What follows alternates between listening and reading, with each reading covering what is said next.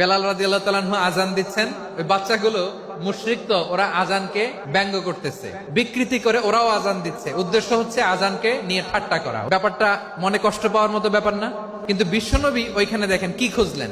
বিশ্বনবী খেয়াল করলেন অমুসলিম কিশোরদের মধ্য থেকে একটা কিশোরের গলাটা বড় দরাজ গলা, কণ্ঠটা বড় সুন্দর। খেয়াল করে দেখলেন যে কিছু কিশোর বেলালের আজানকে ব্যঙ্গ করে, বিকৃতি করে, কিন্তু একজনের কণ্ঠ দেখতে পাচ্ছেন না এত দূরে, কিন্তু কণ্ঠটা বড় সুন্দর, দরাজ গলা। বিশ্বনবী সাহাবীদেরকে বললেন, ধরো এগুলারে, ধরো। সবগুলারে ধরে বিশ্বনবীর সামনে আনা হলো। ওরা হাঁটু গেড়ে বসলো।